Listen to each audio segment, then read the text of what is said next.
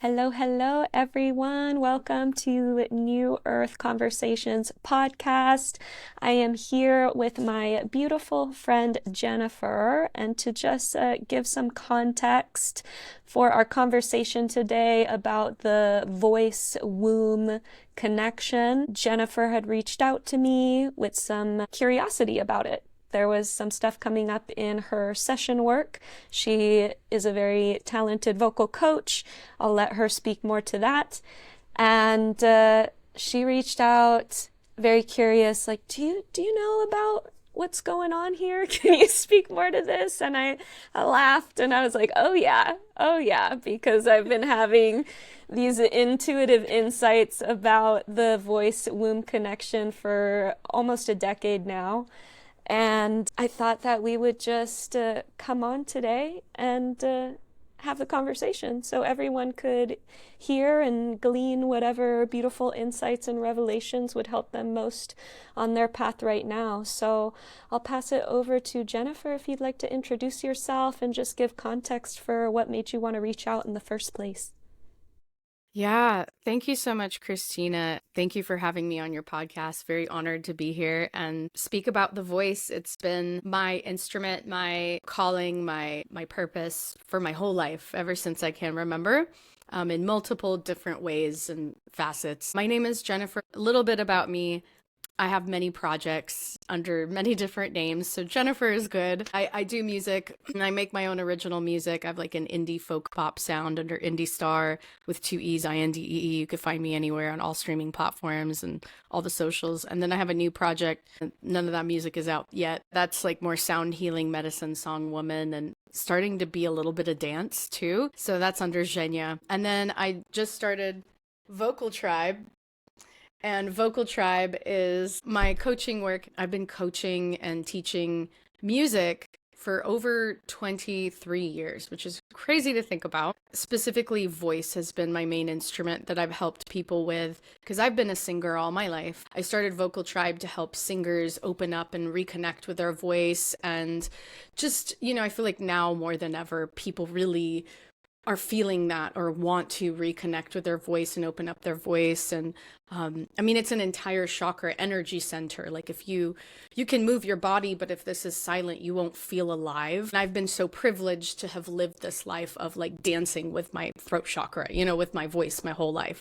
It's like water to me. It's like breathing to me. I love helping people with their voices, and everyone comes in with different situations, and I do a lot of tension work, like freeing the body of like a lot of tension and blocks, but also we also focus a lot on helping people reconnect with their inner artist, their little child, their just that creative. I feel like every human being is meant to be a creative artist, in some way, whether it's professionally or not, even just for fun.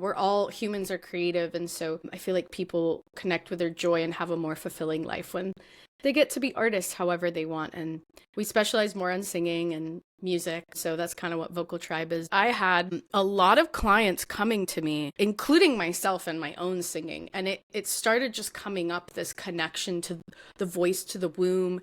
And I remember it was you, Christina, that posted this, where it was a picture of the anatomy of the vocal cords and like all the different cartilages, bones, the tissues, the anatomy of the voice and the larynx and the vocal cords, and then the anatomy of the womb and how similar they look. And I just remember that made me stop and really realize, like, this is something that is coming up a lot in our collective right now. And we just had a brief conversation before we came on here, and you were saying that as well. To give everyone that's listening context, I went to school for voice. I have my degree in vocal performance, and nowhere, anytime in any of my degree, from anyone, from any of the program or the teachers, did anyone mention the connection from the voice to the womb. Especially being a woman, I think that's so important. And it started coming up in all of my lessons, like students were asking about it. It was a big thing. So I knew that you seemed to like really know this stuff.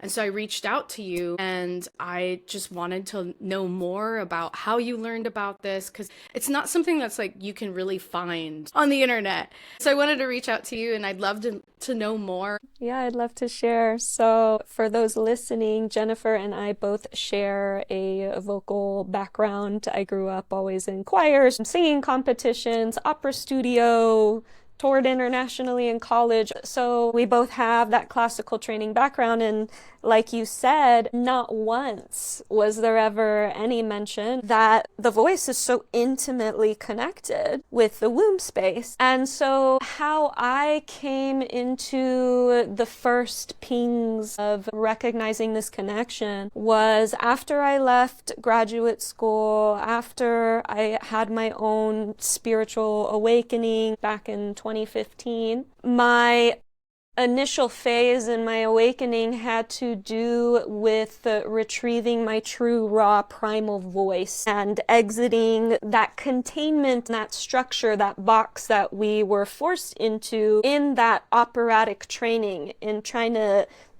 attain a certain aesthetic with the voice and contort it to sound a certain way. And I didn't realize until later how stifled I felt and how disconnected I still was from my true voice, because it was always trying to fit into this operatic box. Long story short, with my vocal rebirth, Cherokee Taino Choctaw medicine woman, she initiated me as a song carrier. She taught me medicine songs, mostly in the lineage of Lakota Sioux, Cherokee, etc.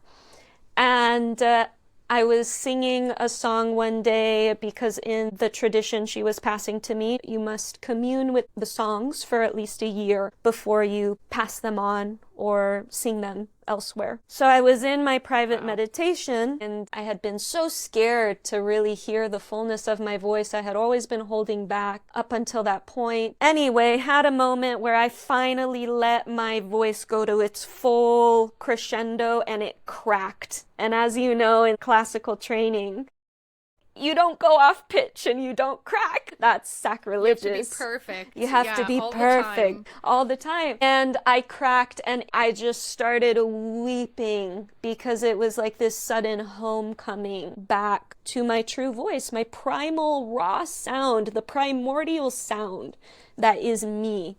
That is my raw tone. We all have that. We all have our unique signature. And I felt that welcoming home of really coming back to my core essence. And soon after that experience, I had been giving singing lessons in the classical training way to some friends, and it very quickly shifted into what at the time, this was around 2017, I started calling voice activations. I didn't know what to call it, but it was like, okay, let's sound like the wind and hoot like an owl, and suddenly people would be sobbing and there'd be this deep catharsis happening, profound emotional releases. And so to witness these profound moments with the sound, the vibrational medicine moving through, and watching body open, I was like, okay, there's something here. And there's a process happening where the body is unlocking. Things that had been frozen in the tissues are releasing. With the sound, after those experiences, I started getting these intuitive downloads about what was going on. I've received very little outside information about this connection. The only thing that I can remember that I've heard from someone else is that embryologically the tissues of the throat space and of the pelvic floor stem from the same tissues. That's insane. Can we take a moment for that?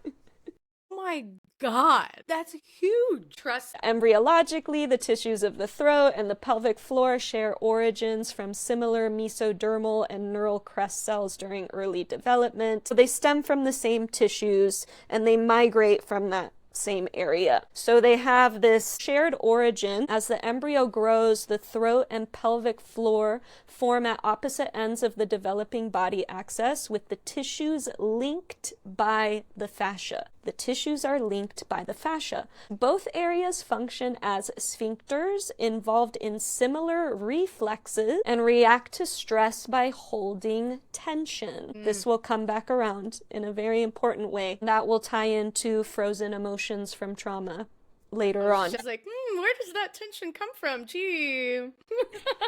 And then the vagus nerve connection. The vagus nerve connects the throat to the pelvis, further linking the two regions. So whenever you're doing something to stimulate the vagus nerve, which puts the body into that relaxation response, such as humming, sounding, using that vibrational medicine to stimulate the vagus nerve, you're going to begin to relax and open and melt both regions, and they're communicating to each other. Yeah.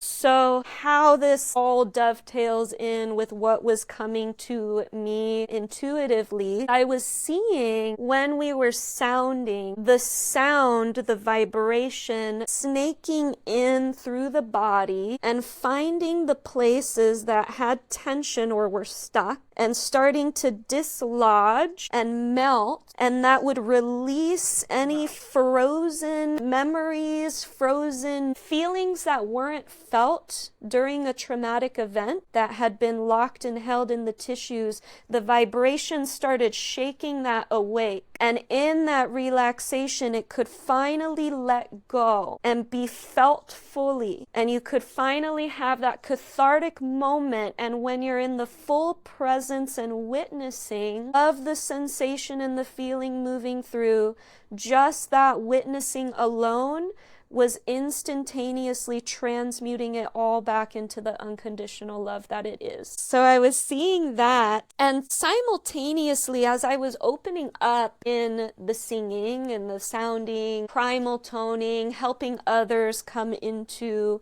their true authentic voice, activating their voice, I started noticing this theme of grief. There was always grief, and I started having a lot of women come to me where the grief would be tied to some form of sexual trauma. And I'd heard before from like massage therapists that emotions from sexual trauma are stored in the pelvic floor, which makes sense. So it seemed that in this vocal liberation, we started liberating the memories from the pelvis, the womb, the yoni. Wow. It just started becoming more and more apparent. All the case studies and all the parallels, and it's like, okay, we're sounding, there's catharsis, usually tied to grief, usually tied to sexual trauma. And then there'd be this piece on top of that of the ancestral healing and the family line, especially the maternal line, all the sexual trauma memories from past lives, from our ancestors, from the collective humanity, that all being liberated, transmuted through the sounding. I was doing a lot of work intuitively with my own womb, coming into my empowered sexuality. I would have these practices of dancing sensually for myself for hours by candlelight and Palo Santo smoke, and just massaging my body, massaging my womb, and rubbing rose oil all over her and speaking kindly to her. And those practices sometimes would include self-pleasuring, and other times it was a purely non-sexual context. In the sexual context, I would notice when I started opening into these more profound orgasmic states and started having full body womb orgasms, not superficial clitoral orgasms, like full rippling through my whole body, transcendent, expansive sounds, new earthquaking, guttural, deep, sounds would erupt from my body, and I started noticing this interplay where the sound would gift me more pleasure and the pleasure would gift me more sound, and it started cycling back and forth. I'm going to actually offer this ceremony this year because it keeps coming in so strong. Orgasmic tones. Please. Where we explore how that genuine raw tonality expresses from juicy, delicious, soul-nourishing pleasure. We can actually play with those sounds to enhance and elicit that pleasure. It goes both ways, and I was seeing in my inner vision how these orgasmic tones had been distorted by pornography, how as girls, if we were exposed to that and that's how we learned how to become sexual, we would try imitating the inauthentic sounds that we were hearing from pornography, and how that was actually to keep us in the dark and to make it something that we couldn't trust. Because how many women have had the experience where you maybe faked an orgasm and you started using those sounds to just appease your partner at the time, and so you couldn't even trust your own sounds. You had been using it in a deceptive or manipulative manner. That's a distorted feminine. You don't even know what it is. Like, is it there? Like, you don't even know how to connect to yourself because you're so disconnected from your womb space half the time. Or we're playing in like an empty way, a superficial way. Yeah.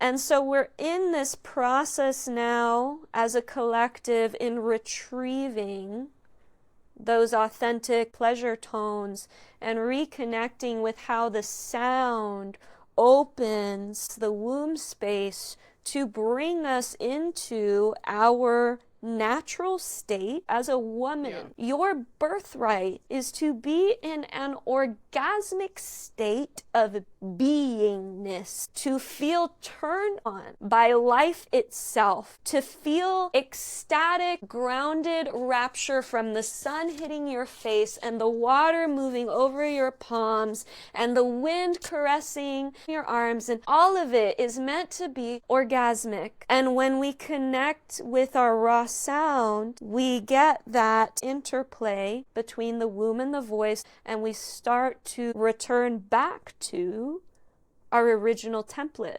Because we're not going anywhere new. We're just returning back to what is the original blueprint.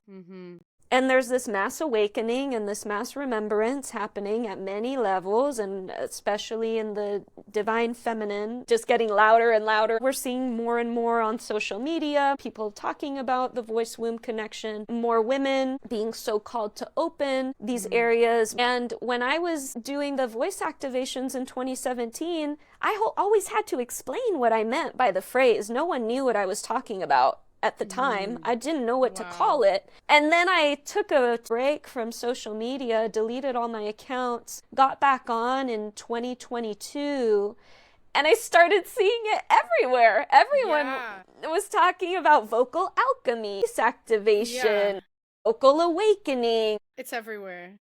It's everywhere now, which is beautiful, right? It's you. You started it. It was all you. There were many of us at the crest, the beginning of the wave, and then it started to ripple. We're all pulling from that source consciousness, right? So there was the beginning of the wave, and now we're really in the fullness of it. We're gonna take the information in cerebrally, but it's meant to be experienced with your body.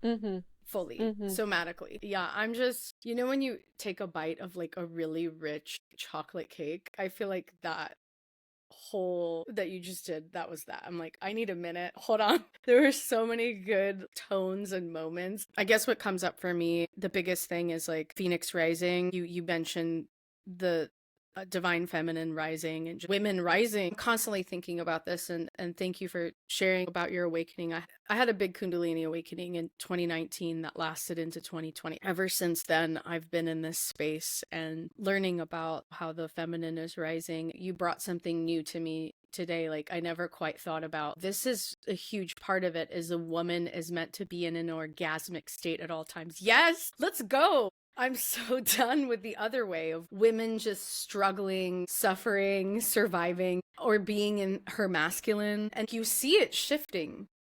And this is how we receive. And then also the other thing that came up for me was how when you were talking about just being in this orgasmic state, not in a sexual way, but like the wind caressing your skin and all of this beautiful, just being enamored and turned on by life and by yourself, just being alive, how it is the original template. We can't forget being a woman. It's how we create everything. It's how we birth babies, we birth everything. And we don't want to birth from struggle anymore, birth from not joy and pleasure. We need to birth from the original template. People have this misconception that pleasure and bliss are outside of grief or pain or rage. And what I found in my experience, what I guide women through now is there's that Joseph Campbell quote, any feeling fully felt is bliss. And that's what I've experienced is back in the day, I used to try to run away from pain, depression, anxiety. And I found that when I fully faced it and dove into it and dove deeper and deeper into the visceral physical sensations associated with those states. What does anxiety feel like? Oh, there's a buzzing in my chest. There's a tension over here. Oh, I go into there. Is it pulsing? Is it radiating? Okay, let me go deeper, deeper, deeper. And I found that there was always a moment where it would suddenly open into this blissful emptiness, this peaceful. And then from that vast emptiness and that sense of peace, then the giggles of euphoria, the bliss would naturally arise because you're just with what is true. To be in bliss is to be fully present with what is. For example, you're in torrential grief. Let's say had that experience where, I'm in session work with women and this torrential grief comes up. And all we do is just hold the space for the woman to just sink deeper and deeper, to just be with that, to be with the waters of her body, the tears emitting from her eyes, the sweat moving from the skin, to just sob, to wail, the sound of grief. To feel the vibration of wailing in your chest, pulsing through your heart, pulsing through your pelvis. What is it to really be there? And every single time, inevitably, there comes a moment where she suddenly completely relaxes, like a baby in a cradle, like a newborn. When a newborn is sleeping and they're just so peaceful, heavenly, and then she starts giggling, she starts laughing, because it's the natural wave. Once you actually go all the way in, the same thing happens with rage. When I've guided women through pounding on pillows and screaming and wailing rage, roaring, growling rage sounds, again, the medicine of the voice pulsing through. What's the sound of rage through my body? And it starts opening all these different channels. And then what happens? You become tired. You finally settle in. Everything becomes very still. And in that stillness, you start to feel the spaciousness. You're feeling the blood rushing through your body. You're in that. And then you smile because there's no fight anymore. You're just with what is. Any feeling fully felt is blessed. Yes, you're like free. You've liberated yourself of that heavy emotion. It's just to be with it. It's not to change it. It's not to secretly try to get it to go away faster. It's to just be. Just be with it. Feel it fully all the way. Go deeper and deeper into the center of the center of the center of the sensation, and that's where bliss lives. I've never experienced this. I'm curious. I want to come have a session with you immediately. Everyone, let's go have a session with Christina now. Help me. That sounds amazing. What? Like, it sounds terrifying, but also, like, when you've been in this space doing the shadow work, doing all this, you're like, okay, cool, I'm ready for it. I'm up. I'm game. Once you venture into that territory, you start to realize literally the only thing to fear is fear itself. The fear itself is the hell. That's the experience of hell. Amen. It's like just a little you. prison. It's just a little wall. It's not even real. Fear will eventually point you towards truth because you'll get sick of it. You'll eventually get sick of the delusion. There's a pressure that naturally builds up and we're like, enough. So, fear, it has its mechanism that it's playing perfectly. That's your self-imposed prison. You have created it in your mind, and you are shackled by your own fear. And so when you turn towards it and walk into it, it has no more hold over you. Another visual I love to use with fear, because people think like, I need to eradicate my fear before I can trudge forward in my most empowered way. And I love the visual of wrapping fear up in your arms like a loving mother and like kissing its face, holding it to your chest and be like, I got you. We're gonna walk forward together anyway. I know you're scared, but we're gonna walk forward. I'm carrying you with me. Fear's just a scared child needing to be held. Who knew? And then it evaporates. Because we're not fighting anymore. There's that phrase, what you resist persists. Yeah, we're surrendering. I think the collective is learning. Yes, very much so. We're all learning.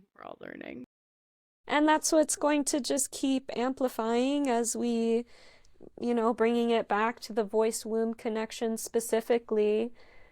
This is really an opportunity for women to reclaim their authentic expression, because when the voice is open, we're expressing in all ways, right? Not just singing and sounding. We're speaking up for our needs, for our desires. We're setting clear boundaries. We're speaking like directly, yet with compassion. We start to learn the art of communication, and we advocate for ourselves, and we create the environment that we need to thrive, and we are courageous in expressing our gifts and our talents and sharing them with the world. So it's even so far beyond sounding when we start to open the throat space, and then when we're opening the womb simultaneously, because again there's this interconnectedness, this interplay between them.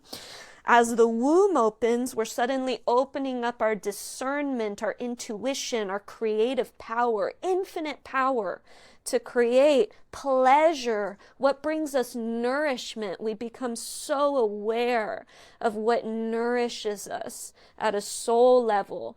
And we start to advocate for that because now our voice is open to, okay, this is what I need to be nourished, to take care of myself, to love myself well. And then it starts to blossom into relationships, our own sense of self-love. Abundance. We start to make more money. Yes, in all forms.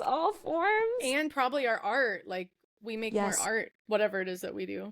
Yes, absolutely. We're just able to creatively express. We get the clear inspiration of what we want to create, and then we actually put the action to express it when both of these centers are open. Yeah, online, and not blocked, or not like the chi is blocked between them, which is a lot of women because of all the trauma. Yeah. And if you look up symptoms of a blocked throat chakra and symptoms of a blocked sacral chakra, they're like the same symptoms. They exactly mirror each other. That's crazy. Again, just showing how deeply intertwined these two centers are. I would like to add women liberation. We can't not mention the revolution going on in Iran right now, which is led by a lot of women. They have been very repressed and suppressed, and it's happening in our entire collective. Women are rising. We're seeing it on the global stage. So this is happening. It's real. Well, I would love to bring your work to my students. I would love to have you, you got to come do a workshop in Vocal Tribe. I'd be happy to. So happy to. And maybe we'll collaborate on an event. I would love. Yes, please. Yes, please. I love it. I'm fascinated and just, wow. just absolutely mind blown, and it all makes sense. It really does. The connections are there. Like, they are crystal clear. Beautiful. To everyone listening, thank you so much. Really sit with this information, let it simmer, because the more you let it percolate, it's going to start eliciting spontaneous remembrance. You'll start having intuitive downloads about this on your own. So I'm excited for that process to initiate and unfold with everyone. Be gentle with yourselves and let us know what you'd like us to go deeper into in another conversation. Alrighty, thank you so much, Jennifer, for being with me today. I look forward to the next time. Gosh, my pleasure. That was incredible. Christina, you're amazing. Just absolutely incredible. Wow. Thank you. Thank you for having me. Thank you. Ciao for now.